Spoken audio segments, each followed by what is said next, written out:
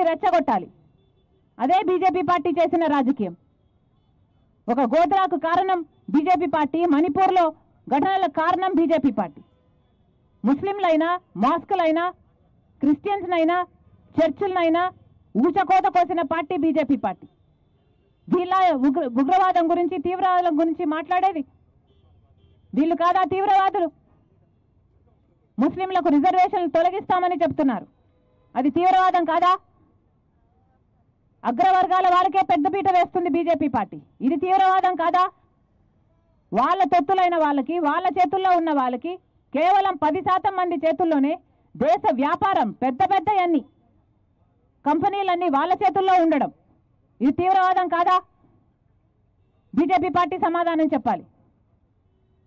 అసలు BJP party ఏ రోజు అట్టడుగున ఉన్న వర్గాల కోసం కొట్లాడింది? కాబట్టి ఈరోజు బీజేపీ పార్టీకి చెందిన ముఖ్యమంత్రుల్లో ఎంతమంది అట్టడుగున ఉన్న వర్గాలకు చెందిన వారు ఉన్నారు? కేంద్ర ప్రభుత్వంలో పెద్ద పెద్ద పోస్టులలో ఉన్న వాళ్ళు ఎస్సీలు ఎంతమంది ఉన్నారు?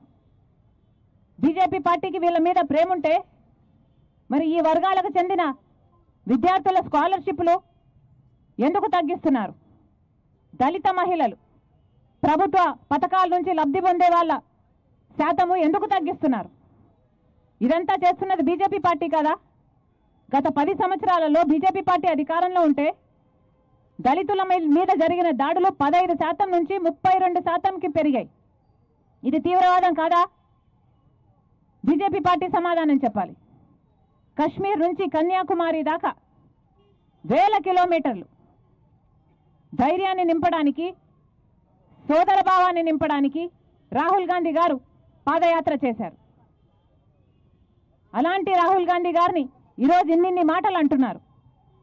నిజానికి ఈరోజు రాహుల్ గాంధీ గారికి భయపడుతోంది బీజేపీ పార్టీ, మోడీ అయినా. లేకపోతే బీజేపీ పార్టీ బండారం బయట పెడుతున్నారు అనే కదా ఈరోజు రాహుల్ గాంధీ గారిని మీరు టార్గెట్ చేస్తున్నారు. ఇలాగా బీజేపీ పార్టీ దేశ ప్రజలకు క్షమాపణ చెప్పాలి. రాహుల్ గాంధీ గారికి క్షమాపణ చెప్పాలి.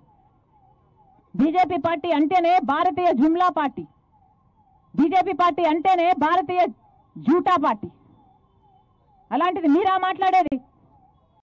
మళ్ళీ చెప్తున్నాం, కాంగ్రెస్ పార్టీ డిమాండ్ చేస్తుంది రాహుల్ గాంధీ గారికి బేషరతుగా క్షమాపణలు చెప్పాలి. ఇలాంటి వ్యాఖ్యలు మళ్ళీ చేయకూడదు.